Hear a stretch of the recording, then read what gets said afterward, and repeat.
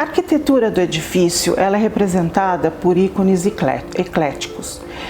Tanto é que nós temos elementos grego-romanos, nós temos elementos até considerando como se fosse um castelo da época feudal, considerando elementos modernos, considerando elementos neoclássicos. Com isso, essa complexidade dos elementos nos fez fazer com que a iluminação pudesse ter uma hierarquia de importância e representatividade no reconhecimento e na valorização desses elementos distintos e diferenciados. Então essas iluminações de piso, elas foram projetadas para valorizar todo o tijolo, todo o entorno, o embasamento do edifício, para criar uma ideia de que existem vários estilos arquitetônicos acontecendo nesse edifício. Assim, a iluminação de piso foi considerada para iluminar a murada, como se fosse um grande elemento feudal. Os elementos todos de ornatos, esculturas, eles foram iluminados através de mini projetores fixados na base de cada escultura, para que nós pudéssemos ter essa leitura de cada um individualmente dentro da sua importância, uma vez que nós tínhamos imagens e figuras completamente diferenciadas, como por exemplo o touro, que representava a pujança industrial da cidade de São Paulo, os cachorros, que até agora não entendemos porque eles estão lá, mas eles foram representados, leões, inclusive com elementos da arquitetura grega romana. Portanto, toda a iluminação ela foi pensada individualmente para esta leitura também diferenciada. Esse edifício foi tombado em 1982 pelo Condé Fadi.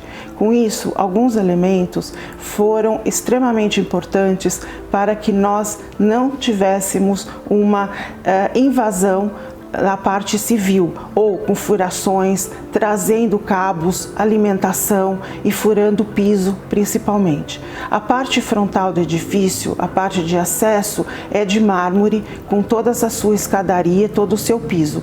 Portanto, esse elemento sendo tombado, nós não tivemos a oportunidade, inclusive, ou a liberdade de poder fazer furos para incorporar as luminárias de piso. Assim, nós trouxemos e resgatamos uma ideia da Lina Bobardi, que era através de projetores, fazendo como se fosse uma projeção muito fluida e muito difusa para todo o edifício na sua leitura frontal. Então, esta ideia fez com que nós tivéssemos sim alguns já projetores instalados na época da conservação e da preservação do edifício pela própria Lina, com projetores focando para o edifício, e com isso nós resgatamos essa leitura da própria Lina e respeitando a sua necessidade ou a sua, inclusive, importância. As esculturas, na verdade, por elas serem totalmente tridimensionais, há muita preocupação em se iluminar para não gerar sombras, inclusive desnecessárias, né, comprometendo a sua leitura visual e estética desse próprio elemento. Essas esculturas todas, elas remetem ao Renascimento italiano.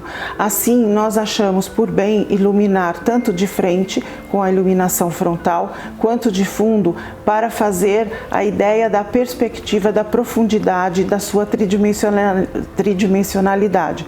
Portanto, foi assim desenvolvido a luz frontal, e a backlight é a luz de trás, para dar esse volume e essa perspectiva de profundidade. O edifício ele contempla 3 grandes níveis: o embasamento, as varandas no nível intermediário e as coberturas, que seriam inclusive as torres medievais representadas na arquitetura.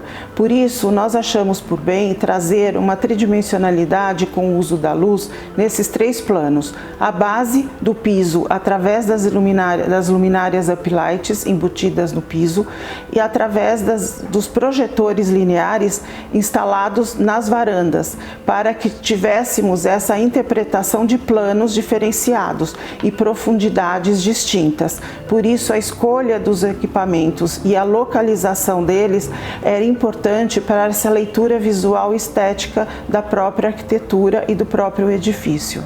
Havia pelo Ramos de Azevedo, sempre houve muito interesse em se fazer vitrais, como por exemplo, quando iluminamos o mercado municipal, nós vimos que ele era também uma grande representação de vitrais. Isso é uma marca, inclusive, do Ramos de Azevedo. Por isso, neste prédio, eles trouxeram e resgataram também essa identidade dos vitrais. Por isso, achamos importante serem valorizados com a iluminação. Aí sim, resgatamos uma ideia que tivemos no próprio mercado municipal, que é iluminar por trás, para que os vitrais ficassem com a sua função extremamente esclarecida e representada, que é a luz por trás, a luz bloqueando, inclusive, a iluminação solar. Durante a noite, obviamente, nós fizemos uma representação ao contrário, iluminando por trás para que fossem lidos, interpretados e vistos da maneira como eles realmente foram desenhados, através dos seus desenhos, das suas nuances e das suas cores, porque eles são extremamente coloridos, e a iluminação representou essa leitura visual de uma forma muito positiva. Nós temos dois planos nessas varandas. Nós temos o plano da iluminação geral e difusa para a própria arquitetura, para as paredes da arquitetura, representando essa perspectiva e profundidade das varandas. Em outro plano, inclusive, sendo reconhecido de forma distinta do térreo, porque o térreo nós temos o primeiro plano frontal, iluminado pelos uplights, e a varanda nós quisemos trazer essa ideia de perspectiva e profundidade em planos diferentes. Por isso nós temos projetores fixados nos beirais dessas varandas para iluminar esse plano vertical das paredes. E aí nós achamos por bem iluminar esses vitrais, que são os outros elementos verticais desse segundo plano, por trás, para que eles vazassem luz e fossem interpretados e lidos através dos seus desenhos e cores. Por isso nós temos essas duas diferenças de iluminação e projetores. O terceiro plano, ele compreende as torres, sendo uma característica de uma arquitetura feudal. Como eu disse, o projeto é todo eclético, ele tem representações de vários estilos de arquitetura, desde grego-romano, renascimento italiano, arquitetura feudal, arquitetura gótica, arquitetura inclusive mormon, inclusive nós temos elementos até árabes, da arquitetura árabe.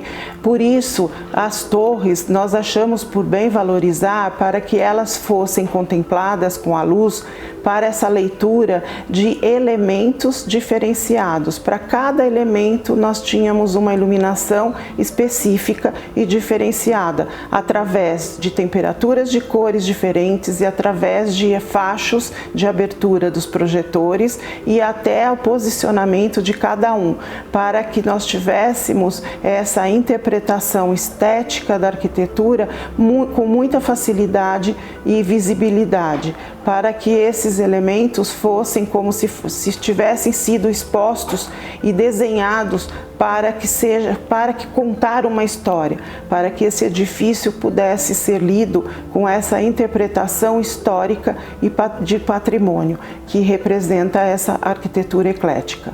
O edifício contempla na sua cobertura um grande farol, que ele representava na época um ícone industrial. Por isso foi feito através da interpretação ou da valorização da chegada da energia elétrica a São Paulo.